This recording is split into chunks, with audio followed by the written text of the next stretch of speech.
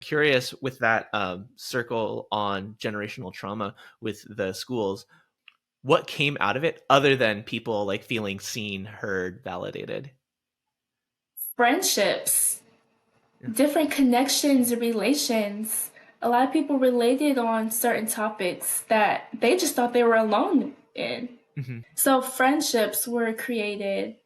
A lot of people related in certain ways that they just thought they were the only one who went through this. Um, so once again, we talked about generational trauma, and a lot of people talked about their fathers not being present and how much that affected themselves, or how much that affected the other male figure in their household, like their brother, and how much, since that affected that other person in the household, it affected them. And it was a very sensitive topic for many people.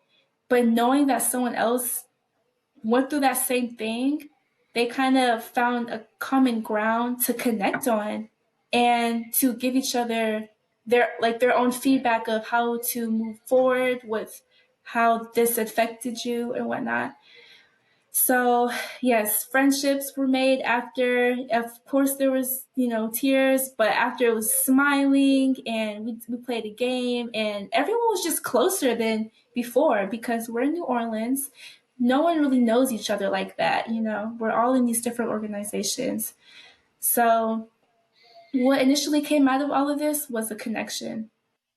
Yeah, and what's important to highlight out of that is sometimes when we gather in circle, or if we limit restorative justice in our mind to like it is going to whatever we're talking about is going to be resolved or solved in this hour, 90 minutes, 2 hours day that we're sitting together, we're missing the point, right? So much of what this work is the impact that goes beyond like those specific spaces. Sometimes we'll come to specific agreements about how we're going to move forward together in a good way if we're talking about conflict or an issue, but like what's important for those agreements is that we follow up on those things and continue to build those relationships, right? Within that context of the circle around generational trauma, you all shared things about experiences that were similar.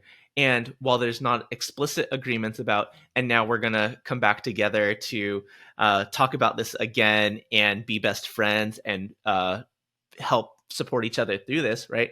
There were informal things, informal connections that were made that have had positive impact on lots of different people in that spaces. Both just in general having a positive experience in circle, which I think is always a great thing, but you also are in relationship with people who are struggling with similar things and can be of help to you, whether it's them personally being of help or connecting folks to resources. But you wouldn't have had that without spending that time deeply listening to each other and deeply sharing. Yes. One thing I could say is holding these circles, it's never a forced connection. It all falls into place, especially once people are being heard and they get that comfort within being around these people, like the circle, it's never a forced connection. Yeah.